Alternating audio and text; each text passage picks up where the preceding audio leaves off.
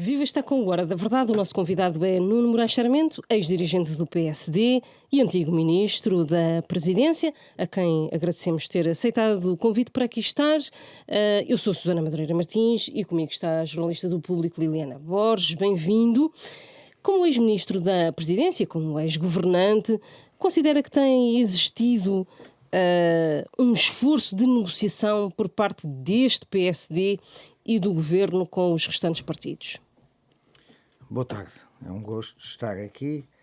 É começar um bocadinho a conversa a meio, mas comecemos. O PSD, esforço de negociação, aí será apenas uma espécie de desmultiplicação daquela que seja a decisão do governo. É o governo que aqui importa saber se sim ou não quer negociar. E eu acho que sim, francamente, acho que sim, com mais...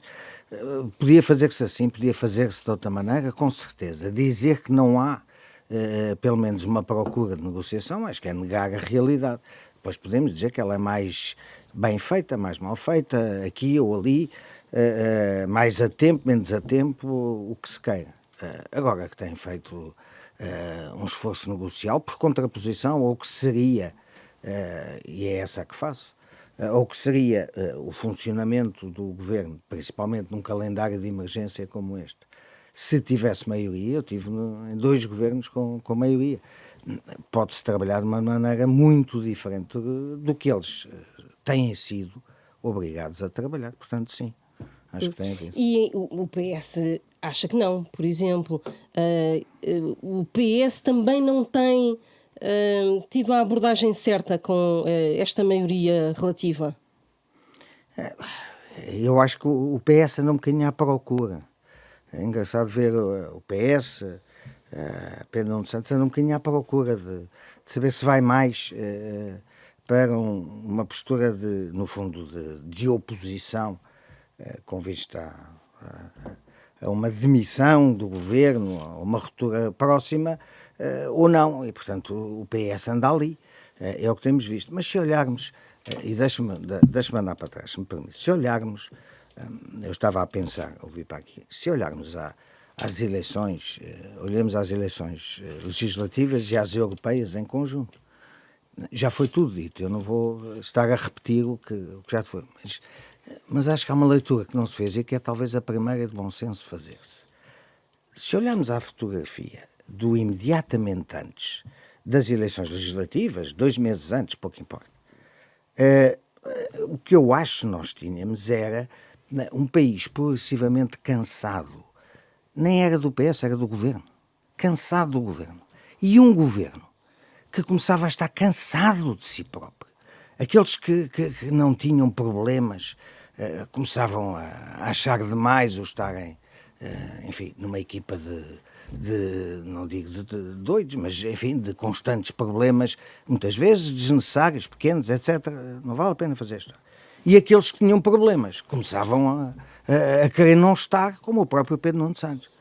Portanto, era um país progressivamente cansado, aquele governo, porque era um governo cansado de si próprio.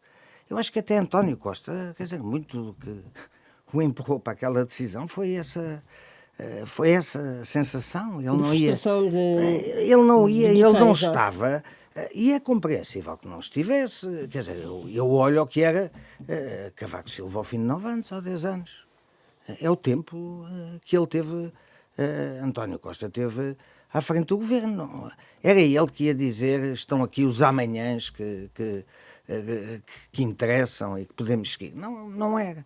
Mas isto para dizer, isso é só o primeiro. Nós tínhamos, eu diria, esta fotografia do país. Nem era cansado do PS necessariamente, como aliás o resultado mostra. Era cansado daquele governo.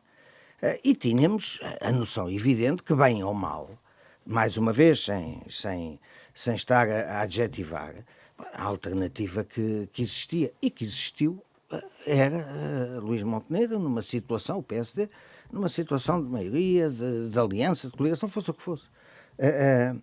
E, portanto, se nós olharmos para trás e tivermos esta fotografia e agora olharmos ao dia de hoje, eu acho que se saltarmos por cima da espuma de cada momento, eu acho que no fundo se resolveu isto. Quer dizer, o que aconteceu foi que o país, mais ou menos, e até a dimensão da vitória, porventura, tem até isso, se calhar enfim, é evidente que não é uma estratégia coletiva dos portugueses, mas até isso é um resultado que encaixa nisto, no Tangencial, não é? sentido, bom, de não maioria absoluta.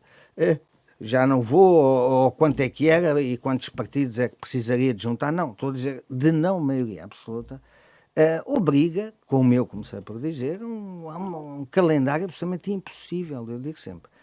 António Costa, no último governo, e não foi de estranhar, bom, eles eram um bocadinho mais lentos, como ele diz, mas não é de estranhar, António Costa demorou mais de 2 meses a fazer a lei orgânica do governo. Porque cada mudança que se faz num Ministério e aquilo dali para baixo, e eu sei porque tive que fazer esse trabalho, dali para baixo é uma cascata de serviços que tem que se... e 2 meses e tal demoraram eles. Este governo tem 2 meses e tal, não é para fazer lei orgânica, é para apresentar resultados antes do orçamento. Vamos ser práticos, o orçamento é um momento. Mas primeiro... Portanto, deixa-me só para terminar dizendo isto. Portanto, eu acho que se deixarmos o negativo de cada dia, a espuma de cada dia, que é onde nos entretemos, e olharmos à fotografia do país antes das eleições, e o que é a fotografia hoje, está certo. O que aconteceu, quer dizer, está certo, não é de estranhar, não houve nada. Em campanha eleitoral nestas europeias, como disse... Não percebi. Se o Primeiro-Ministro e este Governo andaram em campanha eleitoral como acusou o PS... rumo a esse orçamento do Estado, não é? Se o Governo não tivesse um calendário como o que está a ter, e mesmo assim em várias áreas, eu acho que está a ter lento demais, se não tivesse um calendário destes, não chegava sequer a outubro. E, portanto, para que outubro seja um momento possível de manutenção do Governo, de racionalidade política, digamos, pelo centro, mais do que... Não é contar nunca com os centros, pelo centro. Quer dizer, se não passar esse momento, não passa, acabou. E para chegar lá, é impossível não ter... Olha agora as eleições europeias. Esperem aí e façam só declarações. Quer dizer, estamos a brincar. Portanto, ele tinha sempre que ter este ritmo. Era impossível não e o Partido Socialista e todos os outros sabem perfeitamente isto e sabiam desde dia 1. Mas pronto, enfim, é para amassar um bocadinho. Não, eu depois existirá a questão do Presidente da República, a questão de António Costa, a questão dos extremos, do Chega em particular, e do centro versus os extremos. Tudo isso são outras questões que eu acho que merecem ser vistas. Mas, por amor de Deus, olhe-se, nós vamos a vida a fazer, isto tem a ver um bocadinho até com uma intervenção política que eu tenciono passar a fazer brevemente, mas olhe-se um bocadinho, não só ao que foi o erro de cada um e o que podia ter sido e não foi. Olhe-se à fotografia antes, olhe-se à fotografia depois, e sim ou não aconteceu o que o país, mais ou menos, estava cada vez mais a pedir que acontecesse. Aconteceu. E, portanto, é mais positivo do que aquilo que andamos sempre a avaliar. Para o PS é negativo por isto, para o PSD por aquilo. Esqueçam. Olhem um bocadinho ao país. Eu acho que o país estava cada vez mais a caminho disto. E o que aconteceu, acho que até aconteceu em resultado positivo. É evidente que era melhor para Luís Montenegro, com certeza, ter maioria absoluta, mas isso, como digo, se calhar até é melhor assim. Portanto, assinalou aqui que os portugueses estavam muito cansados, não do PS, mas do governo. Em abril dizia que os portugueses tinham uma vontade de uma grande mudança, mas depois das europeias, a verdade é que PS terminou à frente, ainda que mais uma vez a margem tenha sido curta. Existe essa vontade de mudar? Continua a achar que existe essa vontade, porque a verdade é que... a verdade é que... As duas bancadas parlamentares ficaram com o mesmo também nas legislativas e agora o PS ficou à frente. A verdade é que, mais uma vez, se limpar as vírgulas todas, quem ganhou as eleições foi o PSD e a AD. Isso significa ou não mudança relativamente ao ciclo anterior? Significa ou não mudança de governo? Sim. Portanto, é isto que eu lhe respondo, no sentido de que é positivo. A dimensão, com certeza que eu acho que os portugueses têm uma vontade de mudança, tal qual a disse nesse momento. Acho que os portugueses têm uma atitude de desconfiança relativamente aos partidos todos, que os leva a não, quer dizer, a não termos festas de mudança, fosse para que lado fosse. Mas então deixa-me perguntar-lhe o que é que acha que aconteceu das legislativas até às europeias. Foi Pedro Nuno Santos que se fortaleceu? Foi o PS que ficou mais forte através das medidas aprovadas no Parlamento? Terão sido Não. também uma ajuda para o resultado das europeias? Ou faltou algo ao PSD e o que é que faltou? Eu acho que eu acho que Pedro Nuno Santos tem genericamente feito o caminho certo, devo dizer. Eu, enfim, contra todas as opiniões negativas em termos de leitura da personalidade política, do registro de intervenção, eu tenho uma opinião muito mais positiva do que é corrente ver-se. Mas eu acho que ele tem feito politicamente, é disso que estamos a falar, ele tem feito mais ou menos o caminho certo, mas é com a tal dúvida que eu referi no princípio. Há uns dias em que ele digamos, a evidência da racionalidade política, da necessidade, questão essa que é independente do que falámos, e interessante também, ele procura, sim senhora, não vamos dar mais casas aos extremos, não vamos, ainda por cima é só extremo de um lado que neste momento fatura, portanto, não vamos dar mais e vamos permitir que um governo, enfim, do funcionamento da democracia, que um governo possa ter um tempo mínimo para governar e, portanto, passar. Há uns dias que ele parece, no que diz, isto, melhor dito. E há outros dias em que ele parece que quer ser primeiro-ministro, acorda de manhã, quer ser primeiro-ministro e faz isto, que se percebe está para lá. Não há nenhuma linha vermelha, mas uma coisa é eu votar contra as propostas do governo. Outra coisa é eu dizer ao governo, vou brincar convosco. E, portanto, cada vez que vocês tiverem uma ideia, não se preocupem que a gente vai fazer de forma diferente. E a que passa é nossa. E, portanto, é uma espécie de governo... Com que intenção é que Pedro Nuno Santos faz isso, no seu entender? Não percebi. Com que intenção é que Pedro Nuno Santos faz isso? Porque ele está, como digo, no momento, ele sente que o PS quer as duas coisas. Ele sente que há no PS quem quer as duas coisas e ele está ali. E depois ainda há aquele feitio dele, não é? Que é assim um bocadinho para o despacho e vê no PS uma vontade de provocar eleições antecipadas? Não é isso. Mas ao querer ir para lá da oposição normal e pretender agora, isto até temos aqui assim, não temos maioria para governar, nós socialistas, mas temos maioria para governar no Parlamento, é engraçado. E, portanto, vamos lá fazer vamos por aí. É isto que eu estou a dizer, um bocadinho irresponsavelmente, porque, repito, a leitura do conjunto que eu faço também é uma leitura que é, permite-me dizer, um bocadinho diferente.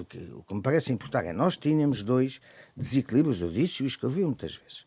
Dois desequilíbrios, entendi sempre eu, entre outros, mas dois maiores, no funcionamento do sistema político e da sua completude. Primeiro, não estava completa a representação política. Porquê? Porque havia um espaço, que é o espaço que vai entre a Assunção Cristas e a Marine Le Pen. E a gente percebe que havia um vazio aí. Nunca foi representado. Tudo o resto... O CDS não representava... Não, quer dizer, podia... alguns dos que desse espaço, digamos assim, não vissem a alternativa a votar CDS. Mas não havia representação para aquele espaço. Que, aliás, percebemos, não é tão pouco assim. E o PSD também não soube captar esse espaço. Nem lhe cabia. E ao CDS nem cabia? Lhe cabia. Não, o CDS, quanto muito, poderia ter ocupado mais o espaço que é da iniciativa liberal. Não esse espaço. Quer dizer, não é a matriz, o traço fundador do CDS não é esse. Mas, digo eu, nós tínhamos dois problemas. Um era esse e outro era o voto de protesto. O voto de protesto, e vocês já têm, permite-me dizer, idade para ter memória disso. O Francisco Louçã não fez muito diferente do que o André Ventura anda fazendo. Este com mais, quer dizer, é uma descoberta mediática, portanto é uma espécie de Bruno, aquele do Sporting, é assim uma espécie, portanto tem politicamente, ele é um Bruno Carvalho e anda tudo encantado. Mas se formos à substância, o tipo de posicionamento dentro, mas antissistema, foi o que Francisco Louçã começou por fazer no Bloco de Esquerda. E esse era um voto de protesto.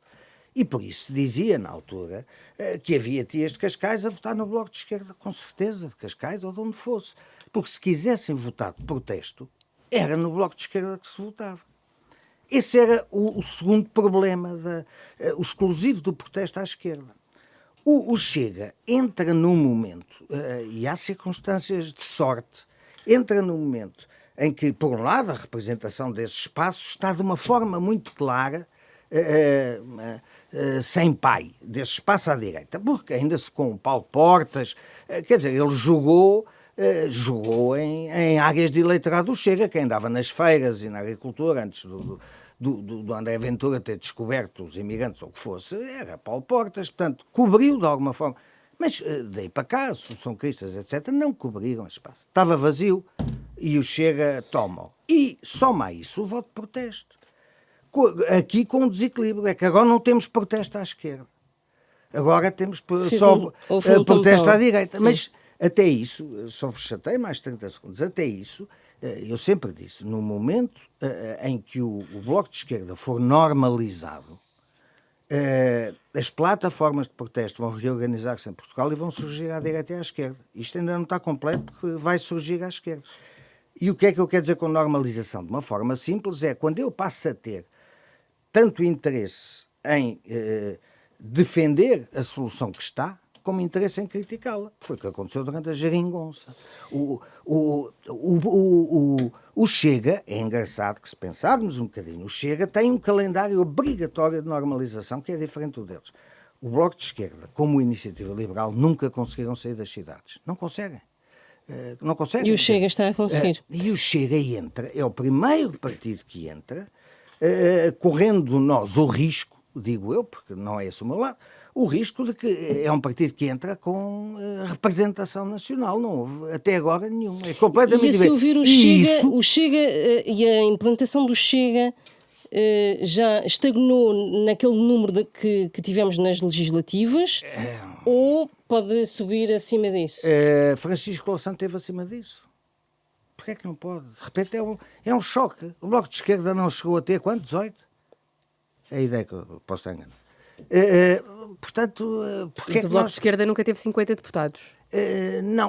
Não calhou nos calendários e até que tenha tido menos. Quer dizer, as coisas não têm que ser miméticas, não é?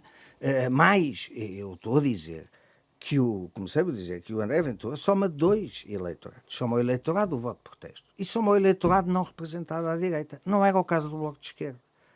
O Bloco de Esquerda entra como proposta de protesto à esquerda, mas não está a representar um espaço que não tivesse representação. Portanto, até ainda pode subir. Portanto, ele tem uma base de arranque maior. E eu não vejo drama nenhum, porque, como lhe digo, qual é que é o calendário de normalização em que o voto de protesto começa a desaparecer? No caso do Chega, é a sua glória e a sua morte, se quiser, que são as autárquicas. A partir do momento em que acontecerem as autárquicas e o Bloco de Esquerda tiver, não sei, umas dezenas de câmaras e umas centenas de juntas de freguesia, vão não esquecer, começa a ter dentro do partido mais vozes preocupadas com como é que vamos fazer e como é que conseguimos isto e apoiamos aquilo, do que vozes de protesto, que aquela gente que começa a fazer, digamos assim, pelo menos espero que uma grande parte deles, é pelo gosto de fazer, de estar, de fazer diferente, de vencer as suas propostas, pelo que seja. E, portanto, é uma força positiva, não é uma força de protesto já. A partir daí, o Chega vai entrar. É engraçado porque é um processo diferente aí do IEL ou do Bloco de Esquerda ou do que se queira. O Bloco de Esquerda foi normalizado com o apoio ao governo. Estes vão começar o processo de normalização nas autárquicas e a partir daí já não é tão simples. Quer dizer, e depois temos mais problemas. O André Ventura ele tem a noção que tem, digamos, um limite físico para já, para o que está a fazer, um limite de possibilidade de fingir que é os 10 personagens que não tem dentro do Chega, e por isso eu até tenho, é uma opinião meramente pessoal, mas eu até tenho a ideia que o André Ventura não vai fazer o caminho do Vox em Espanha. Não. O André Ventura quer fazer o caminho da Marine Le Pen em França. Ou seja, ele não quer levar partido nenhum às costas. Ele precisava de o construir para ter esse apoio. mas ele não vai querer, quer dizer, ficar ali limitado. Porquê? Porque vai ter todos os problemas da normalização, do limite, das descidas, enfim, dos que falam latim, não sabem que língua é essa, tudo isso que a gente começa a ver. Portanto, eu acho que ele vai fazer um percurso individual, acho que isso significa uma candidatura às próximas presidenciais, que passa à segunda volta. Agora penso um bocadinho nos candidatos de direita e de esquerda, que eu não vejo nenhum.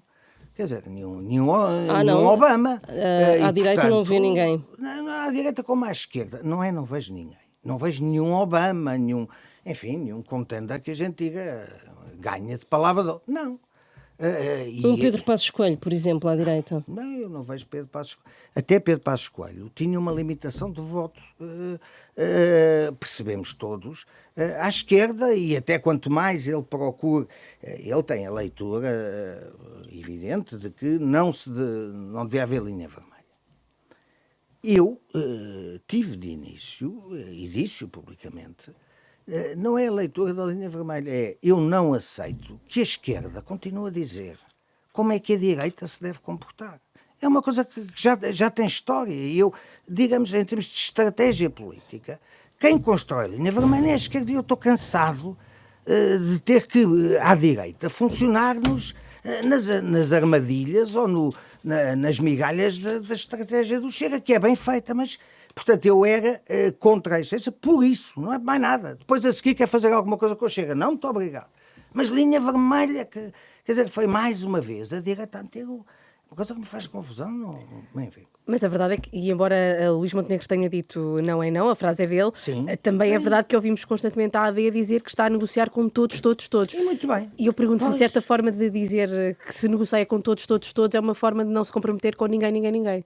E se discordar no discurso de que há um boicote parlamentar que impede a ação da AD e do seu governo. O raciocínio é válido, mas agora deixa-me fazer o raciocínio alternativo para ver que você fica mais engasgada, que é, se o governo não negociasse com todos, e negociasse com alguns, estamos a ver o carnaval que era, certo? Portanto... Luís Montenegro já disse, entretanto, que tem Pedro Nuno Santos, o PS, como um negociador preferível. Tem o mesmo entendimento que eu, de que não é brincando às coligações com extremos que a coisa se resolve. E aí, mais uma vez, eu acho nunca dessa forma foi visto, ou muito visto, e pouco assinalado, a responsabilidade aí é de António Costa, pessoalmente. Aquela linha vermelha entre, que não era linha vermelha, nunca a direita disse que tinha que existir essa linha vermelha, era a própria esquerda que tinha a noção de que ou tinha ali limites, ou podia pôr em causa a sua própria existência, e é aí que eu vou. E por isso Mário Soares ele não tinha nenhuma antipatia pessoal por ninguém, não era por isso que ele dizia não vamos passar. Quando António Costa, por razões meramente táticas, digamos assim, de interesse pessoal, o faz, a consequência mais importante não é aquela até de formação da geringonça, não é essa a consequência mais importante. A consequência mais importante é que até ali, ao haver o equilíbrio que havia, os limites que havia, isto significava o quê? Significava, isto é que é importante se quisermos ler politicamente, que os partidos de extremo, salvo seja, mais pequenos, à esquerda ou à direita, entravam a jogar e tinham peso maior ou menor, consoante as circunstâncias, mas era um peso muito proporcional ao seu tamanho. Bloco de Esquerda, o CDS anteriormente, o PS e o CDS, o que queira. Quando você, e foi Costa que o decidiu, passa a fazer a maioria para o lado, para o extremo do seu lado, o que aconteceu foi que os pequenos partidos, que até aí tinham uma pequena influência, passaram a ser decisivos. E, portanto, António Costa entregou o jogo da bola aos pequenos partidos, à esquerda e à direita. E isto desfuncionaliza completamente. Esta é que é, na minha opinião, a imperdoável decisão de António Costa. Só o fez para governar naquele momento. Deixa-me ir ao Orçamento do Estado. O líder parlamentar do PSD, Hugo Soares, mantém-se convicto que o PS vai viabilizar a proposta. Acredita que até seguindo o seu raciocínio de que Pedro Nuno Santos até está a fazer um bom caminho, que esse bom caminho pode levar à viabilização do orçamento? Eu acho que ele tem estado a fazer um bom caminho, a ver se a gente se entende. Um bom caminho enquanto olhando à prestação dele, naquele que é o seu lugar, naquilo que é expectável. Eu acho que ele tem andado bem, não cabe a mim muito fazer esta análise, mas acho que ele tem feito bem no essencial. Mas também disse que ele às segundas, terças e quartas pensa isso que você disse. Mas o problema é que às quintas, sextas e sábados dá-lhe para o outro lado. Responde ao partido. Portanto, é binário, já não sei como é que é politicamente falando. Sim. Mas é que, aí é que está. Quando me faz essa pergunta, eu digo-lhe, a dúvida está aí, mas não é uma dúvida do Hugo Soares ou minha. Eu acho que é uma dúvida do PS neste momento. Resta saber em que dia que Pedro Nuno Santos está quando decidir se vai viabilizar ou não o orçamento. Isto não vai espero que isto não continue a ir de dias para um lado e dias para o outro. Acho que isto tenderá a ser progressivamente, enfim, mais clara e mais consolidada a posição de cada um que está em jogo. E em cima do PS temos, acho eu, o peso não é só de quem no PS entende isso, é de quem no PS entende isso. É um bocadinho dos stakeholders da sociedade civil, na sua maioria, se calhar a CGTP não faz acordos, mas até o GT os vemos a fazer. E poderíamos ir ao lado dos empresários, poderíamos ir ao setor social, não vejo aí, em lado nenhum, grande vontade. Portanto, não há nos stakeholders, digamos assim, da sociedade essa vontade. E quais são os outros players políticos? Em primeiro lugar, o Presidente da República. Quer dizer, que vai daqui até lá procurar que haja condições de governo para lá do orçamento. Ele tem que ser absolutamente igual ao comportamento que teve com António Costa e muitas vezes incompreendido, dizer eu o que faço é dar todas as condições a um governo, qualquer que ele seja, desde que tenha representação suficiente. A minha primeira função é dar-lhe todas as condições para que ele governe e depois no final, seja qual o final e quando, seja avaliado pelos resultados. Mas quando for governo eu tenho que lhe dar condições. Se é esta a leitura, e é a única aceitável, depois do que foi o casamento de facto contra o governo, Marcelo vai fazer a mesma coisa. Fazer a mesma coisa é lutar para que o orçamento passe. Não é um player indiferente para o país. Pois, mas é que há um risco de não ser viabilizado, de facto. Bom, com certeza, mas na vida só não tem riscos que você um dia morre. Sim, e aí, qual é que é o fim disso? Se não for viabilizado um novo orçamento, um segundo orçamento, vamos imaginar? Pode ser. Pode ser um segundo orçamento, pode ser ir por um tempo por duodécimos, pode-se ter várias alternativas aí. Mas não para a dissolução do Parlamento. Mas ouça, isso é outra pergunta. Estar a abundar sobre cada uma das alternativas, eu acho que é disparate, é puxar por elas. Agora, se me disser é responsabilidade ou não do Parlamento a viabilização do próximo orçamento, bom, em primeiro lugar, é evidente que é. Agora, há um país que olha para isso e que espera, ou não, que o orçamento seja. Eu acho que neste momento o país espera, e será mais evidente, penso eu, até outubro, que o país espera que o orçamento seja aprovado e não que haja eleições em novembro ou dezembro. Acha que o PS vai ser pressionado até pela opinião pública e pelo próprio Presidente da República? Com certeza. Quer dizer, não é pressionado.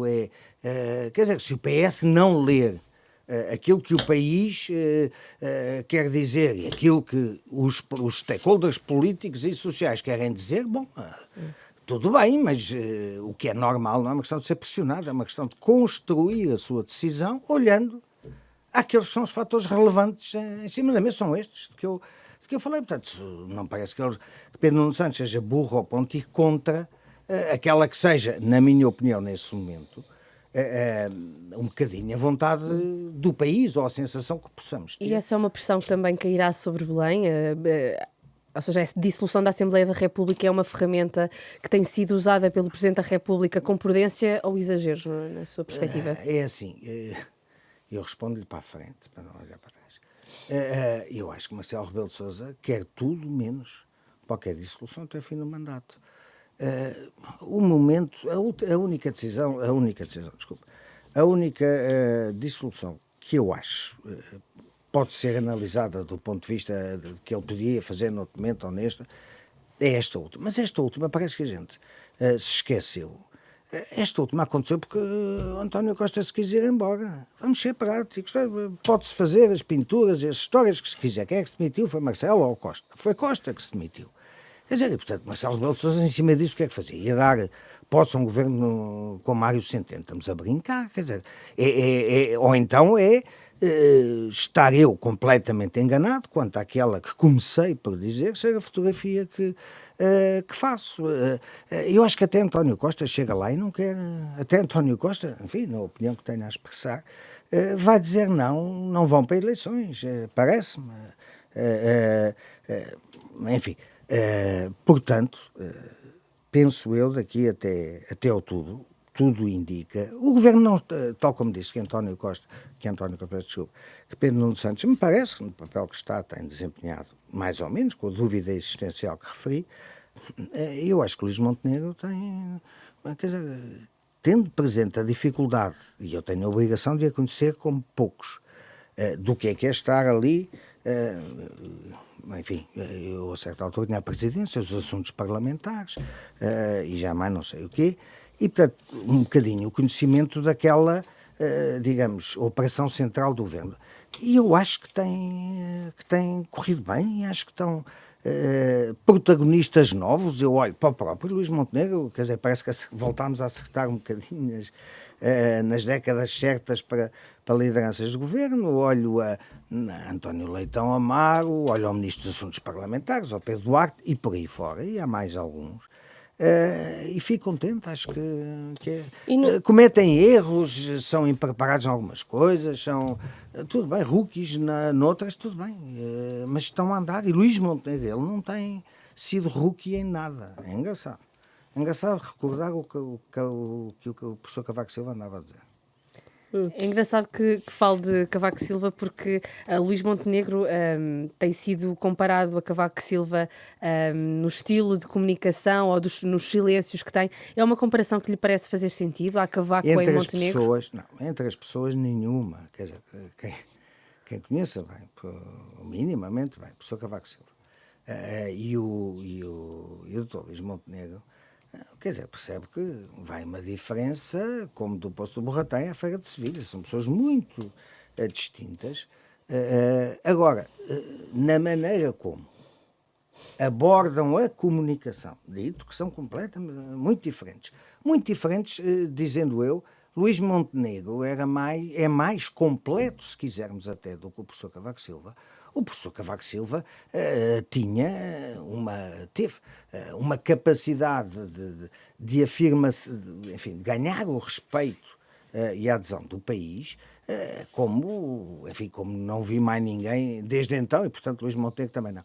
Mas com estas diferenças, eu acho que Luís Montenegro procurará, não digo que seja para cópia, será mais porque nesses pontos se revê. É uma questão diferente do que anda a fazer cópia. E acha possível que Luís Montenegro ganhe essa opinião pública que Cavaco Silva ganhou? Ele está a fazê-lo, eu acho que ele está a fazê-lo da forma mais inteligente que podia ser seguida, que é não falar muito, largar um bocado a política, falar do governo, das iniciativas do governo, bem ou mal, do que estão a fazer, do que querem fazer, fazê-lo de uma forma não agressiva, de uma forma que não procura dividir. Não procura dividir, se alguma coisa procura somar. Portanto, eu acho que não é do dia para a noite, mas é engraçado que aquele estudo que fizeram, a ser verdade, eu tenho as maiores dúvidas em todos eles, mas enfim, aquele último que saiu já dizia que Luís Montenegro era visto pelos portugueses, mantendo o PS as mesmas e os empates e tudo isso, mas ao mesmo tempo Luís Montenegro já era visto como melhor primeiro-ministro que António Costa. Ouça, o que é que eu acho isto quer dizer? Aos portugueses terem uma opinião positiva, não é mais do que isso. Votam depois PSD, é a tal história do PS e do governo. São coisas distintas, mas eu acho que sim. Acho que daqui até outubro, se Luís Montenegro continuar, ele não tem que fazer mais nada do que continuar paciente e laboriosamente a fazer o que tem feito até aqui, seguir este caminho. E depois chegaremos lá e haverá um acervo já, caramba, de decisão e caminho percorrido, que valerá a pena fazer balanço, mas sempre num calendário impossível, com, digamos, protagonistas novos. Ele próprio, Luís Montenegro, sendo, se quisermos, novo nestas funções, eu acho que se respira mais primavera do que nós andávamos um bocado em outono requentado. E a nível interno, esta performance, este desempenho de Luís Montenegro vem pôr um tampão naquilo que era a crítica interna a este líder do PSD. Ou seja, quem quiser suceder alguma vez a Luís Montenegro, o melhor é para já esperar sentado. Mas qual é que era a crítica? Acabou de não dizer. A crítica a Luís Montenegro... Era o quê? Para eu lhe poder dizer sim ou não. A crítica como líder da oposição, por exemplo, de que a linha da oposição ao governo de António Costa... Não era forte o suficiente. Exatamente. Está bem, se me diz, pronto, é para eu perceber em que medida de crítica estamos. Não, poderia haver muitas outras. Eu acho que essa é... Eu compreendo-a. Ouça, para quem não olha um bocadinho à política como ela é. Porquê? Luís Montenegro estava num calendário de 2026, ou qual é que era o calendário normal. E para um calendário desses, o caminho é outro, tem que ser um caminho, não é acelerar tudo no primeiro dia e ficar sem gasolina no terceiro, quando tem 7 à frente. Quer dizer, portanto, tem que ser um caminho, tem que ser bem pensado, e eu sei, com Durão Barroso, por exemplo, fiz esse caminho. Tem que ter doseamento, não pode criar uma sobreexposição da pessoa que depois não se traduz em nada e represente uma espécie de flop do próprio avanço. As coisas têm, os temas, as matérias, a substância das matérias, ele estava a fazê-lo para 2020, para as eleições legislativas, quando elas fossem. E isso tem um calendário de autárquicas pelo meio, não é tanto europeias, de autárquicas que são importantes e que sim ou não. Durão Barroso tirou António Guterres ao chão, não foi em legislativas, foi em autárquicas. Portanto, ele estava noutro calendário. E nesse outro calendário, se pensarmos, não é tão errado assim ele não estar a fazer uma oposição de outra forma mais histriónica do que estava a fazer. Falou também aqui em Durão Barroso, e estou a aproveitar as suas referências para lhe ir colocando aqui algumas questões que temos aqui guardadas. Uma delas era sobre a presidência de Durão Barroso na Comissão Europeia. Creia que essa passagem na Comissão Europeia trouxe benefícios tangíveis para Portugal? Consegue apontar exemplos concretos de como é que essa liderança impactou positivamente o país? Isto para perceber...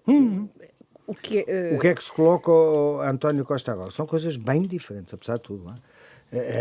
Quer dizer, o Presidente da Comissão Europeia tem infinitamente mais intervenção na construção desse tempo do que tem o Presidente do Conselho Europeu. O Presidente do Conselho Europeu tem uma função muito mais diplomática, delegadora, etc. Portanto, são coisas muito diferentes. É comparável, não deve ser comparado nesses termos. Agora, e eu respondo-lhe dizendo isto. E acho engraçado, faz esta pergunta bastante tempo antes de ser pública a questão de Durão Barroso, Presidente da Comissão Europeia. Estávamos uma bela noite em casa dele a trabalhar, eu e ele. Aliás, num refrescamento do governo, que tinha também a ver com as eleições europeias, mas a pensar mais quem é que ia para comissário, enfim, coisas várias. Estávamos a fazer esse trabalho e Durão Barroso perguntou-me à saída da porta como que ia evitar que aquilo viesse de lá. Uma resposta muito violenta, perguntou-me de repente, como digo, isto foi bastante antes, algum tempo antes, um par de semanas. Então, e se colocasse esta hipótese de eu ir para a Presidente da Comissão Europeia? Nós tínhamos acabado de trabalhar num refrescamento, quer dizer, numa coisa que era outra, não é? E ele disse, dá-me a tua opinião, mas sem mudar-me o teu gut feeling. E eu pensei 2 minutos enquanto ele conversava sobre outra coisa para que eu não conseguisse pensar, mas pensei ali 2 minutos e respondi, eu continuo a pensar até hoje. Eu acho que nós estamos para a Europa, Portugal está para a Europa, se não como o mito da caverna, pelo menos como aquele que tem um monte pela frente tem que chegar ao outro lado. Tem vários caminhos que arrancam deste lado do monte. E não faz a menor ideia de quais é que são os caminhos que do lado do monte vão dar certo. Nós estamos para a Europa um bocado assim. Nós, quer dizer, vemos a Europa, nós vemos uma representação da Europa. Quero dizer com isto que o processo central da decisão europeia, quer dizer, não espera por Portugal, nem houve Portugal, se calhar, muitas vezes, nem Portugal como outros países com a mesma dimensão, ou até maiores. Portanto, não é assim tão de espantar, mas nós ainda temos a periferia geográfica.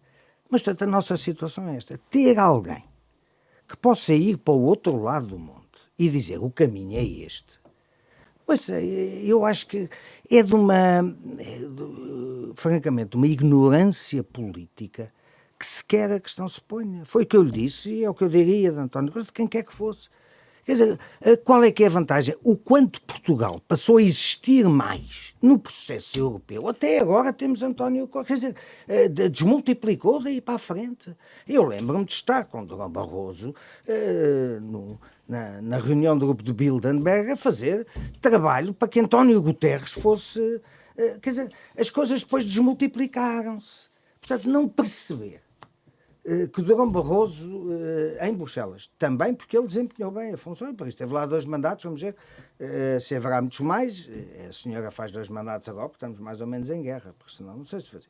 Mas, em todo o caso, é um dos melhores desempenhos, acho eu. Um dos melhores desempenhos, não é nenhum Jacques Delors, mas é um dos melhores desempenhos, não é na idealização, é na defesa e construção da Europa. Que significou, Portugal passou a existir. É engraçado estas pequenas coisas. Havia, no primeiro mandato de Durão Barroso, não me engano, mas 5, 7 portugueses nos gabinetes de todos os comissários e diretores-gerais. Quando ele lá saiu, isto não quer dizer nada. Não quer dizer nada e quer dizer tudo.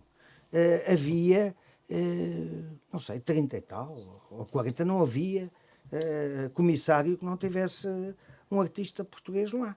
E muitas direções gerais e portugueses em posições de... portanto, até internamente aquilo se transforma logo. E a relevância política, quer dizer, vejam até agora, vejam até António Costa, eu acho que nós, quer dizer, para o tamanho que temos, passámos a existir politicamente, com todo o respeito, na Europa, por causa de Durão Barroso naquela função. Antes tínhamos tido Mário Soares, tinha sido essencial na abertura, na possibilidade de... eu calmo, que é para podermos acabar com a conversa. Não. Mas pronto, também não.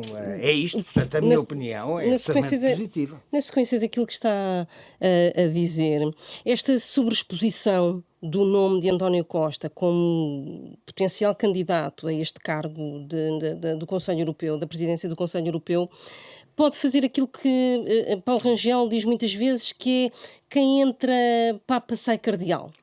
Pode. Mas tem que perceber, pode, com certeza. Paulo Rangel é, de facto, finalmente o vão ouvir e poder avaliar. Eu acho que é um protagonista político muitíssimo relevante. E vai ser. Mas pode.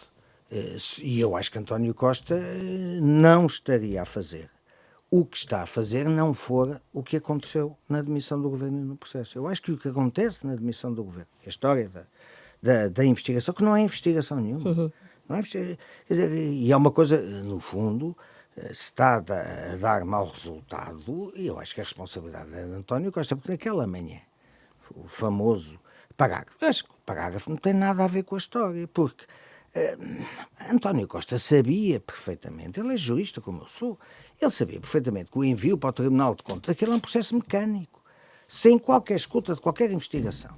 Aparece o Presidente da República, o Presidente da Assembleia e o Primeiro-Ministro, obrigatoriamente aquilo é automático. Portanto, não é automático, vai para lá. Não quer dizer mais do que isto. E principalmente quando são referidos, quando não são os próprios, são referidos, não sei porquê. Portanto, ele sabia que aquilo não era nenhuma averiguação, que ele não poderia ser constituído arguido, que aquilo não dava naquilo tudo que ele disse. Eu acho que ele jogou forte nesse momento para sair e para distrair Vossas Excelências do essencial daquele processo, que é os maços de notas, que é o amigo não sei quê, nunca mais ouvi falar, não é? Agora vi ontem, por acaso, uma referência, mas um bocadinho, ao dinheiro, não sei onde. Mas aquelas que eram os tráficos de influências que ali estavam, vocês já viram, vocês nunca mais falaram nisso. E eu acho que António Costa, como sempre, joga bem. Quer dizer, ele naquele momento tirou o processo todo de cima dos outros, de quem disse cobras e lagartos, combinado. Mas tirou o processo de cima deles e assumiu todo. E depois isso complicou-lhe um bocadinho a vida agora. Aquilo era só para aquele dia. Eu acho que ele, uma semana depois, já estaria interessado em dizer coisa mais suave por causa do horizonte europeu. Mas, felizmente, foi salvo. E bem, quer dizer, não há nenhuma dúvida. Mas nunca houve. Eu acho que ele próprio a criou um bocadinho naquele contexto, de demissão do governo, de saída, e ele queria sair naquele momento.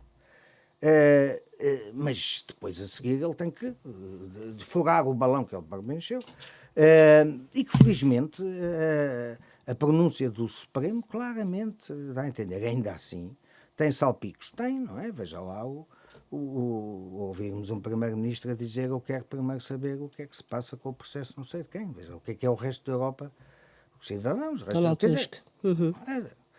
Mas pronto, não há muito mais a dizer. Foi isto, politicamente falando. Terminamos este Hora da Verdade. O nosso convidado foi Nuno Moraes Sarmento, ex-dirigente do Partido Social Democrata, também antigo governante, ministro da Presidência.